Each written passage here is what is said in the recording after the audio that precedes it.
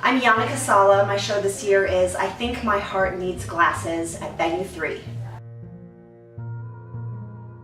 Love to. So it is a one-woman show that I wrote, star in, directed, and produce. I've come from Seattle, Washington. It's my second Montreal Fringe.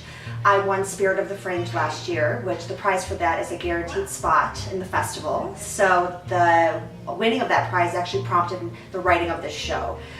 The linchpin of this show is a 10-day silent meditation retreat that I did last August. So literally not talking for 10 days, 10 hours of meditation a day, and you'd be surprised, actually maybe you wouldn't be surprised how much stuff comes up. And so it gave me a lot of material, and I really got to look at all the ways I have interacted with love throughout my entire life.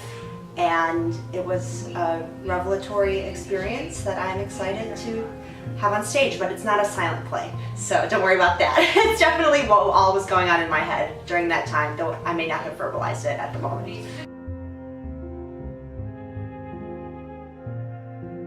Take a vow of noble silence. So if there's a problem, like obviously if you hurt yourself or there's a medical issue or you feel unsafe, obviously you talk. But by taking out words, you are actually able to be in a very interactive world, just interacting with yourself.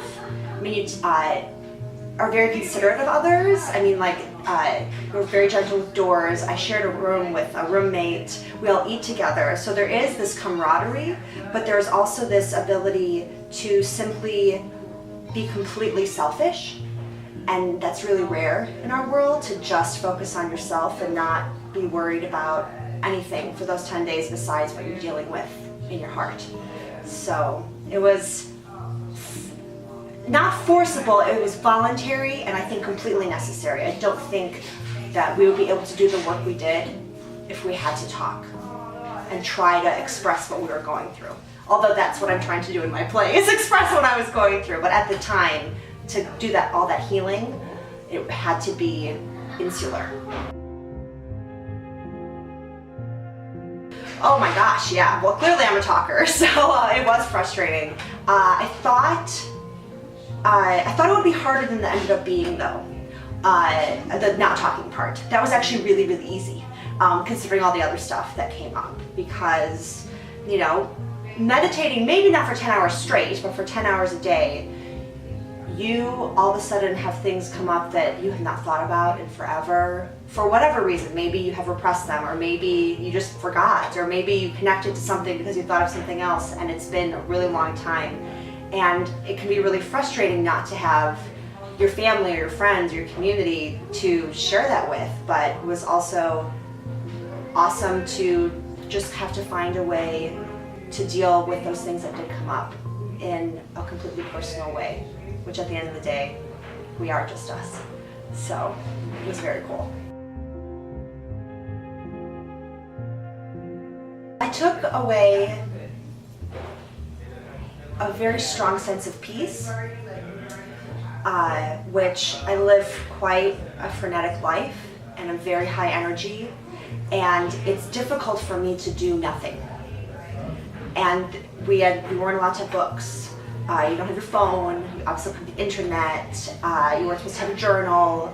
So it's literally just you hang out with yourself in nature, and there would be just time that would pass that you would just have to spend with yourself. And I've never been good at that. I've always been a studier or an artist, or, you know, let's go for a run, or let's go out for drinks, or let's do this and let's do that, let's do. And the act of doing nothing is hard, and I wouldn't say forced, because it was voluntary, but I was able to discover that I am able to do that, and it's not as scary as I thought it would be, to just be still. A friend of mine had done it, and he really also found a sense of peace doing it. And the way he reacted to strife in his life was something I admired. And I asked him, have you always been this way, or is this something that you learned? And he said, you know, doing all this meditation, and taking the time to really learn how to do this process and to properly learn this technique and continue to practice it, he interacted with his world in a way that I wanted to interact with my world. And it was very cool because a part of me was worried, like, well, what if I don't get out of it the same thing he did? Obviously, it's a completely individual process. But I did. I found a real sense of peace that set me on a path where I was able to continue reacting to my world in that way, where it wasn't always, the world wasn't always ending all the time. I can be dramatic, and it was wonderful to find that kind of flip side of the coin, to find that balance that, the sky isn't always falling. So, yeah, I credit him for that. It was difficult because I didn't talk during the retreat, obviously. And a lot of stuff was going on in my head, but at the time I had no way of recording it. There were many times when I thought, oh my gosh, this is so great, I want to write it down for later. I mean, I journal a lot usually, and I couldn't. And I thought about, well, why can't I? Why can't I just find a piece of paper somewhere and write it down? But it was more about learning it and internalizing it and having it become part of you than taking a note like you would in a class. I mean, I've taken many notes in my life and I have gone back to very few of them. But the things I learned, those things I know. And so I was able to do that, but then to kind of find it again, to try to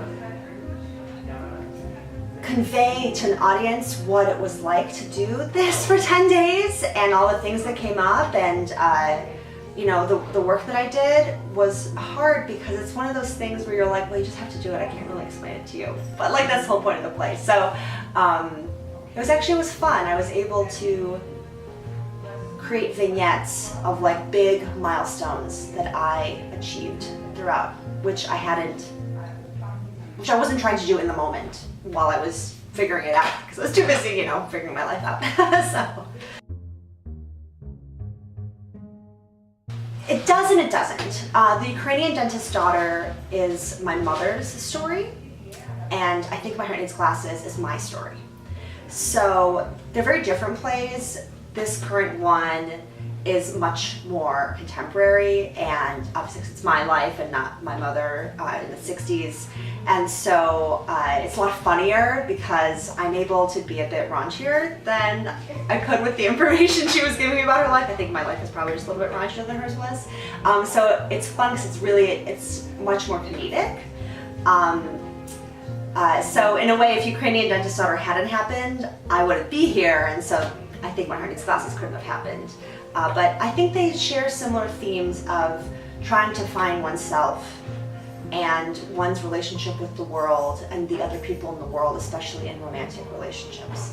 So they do share themes. Well, I've performed it 3 times already. And people have talked to me that they found a lot of wisdom in the piece, and they were, especially from, I performed in Chicago for the Ukrainian community there, and because they had seen the Ukrainian dentist's daughter, and they brought me back, and many of the people in that audience were late 50s, early 60s, late 60s, early 70s, and they said they were surprised and pleased at the wisdom that I am showing at a much younger age than they are right now. These are maybe things they've learned, but they learned later in life. And so I hope people take away a little bit of peace and a little bit of encouragement that when things can get really bad, you can really come out on the other side of them much, much stronger. And though sometimes it feels that is never going to happen and that this really is the sky falling, it really is the end of the world, it's not. It can be full of hope. And survival almost has this negative connotation, by the skin of your teeth you survive, but it's actually really beautiful, and life is beautiful and precious and fleeting. So I think that people will take away a lot from it. I think there's something that everyone will relate to. I'm Yana Kesala with I Think My Heart Needs Glasses. I won the Spirit of the Fringe last year, and this year I'm back with another one-woman show asking the question, is it really better to have loved and lost than never to have loved at all? Check it out, Venue 3 opens Saturday night at 10 p.m.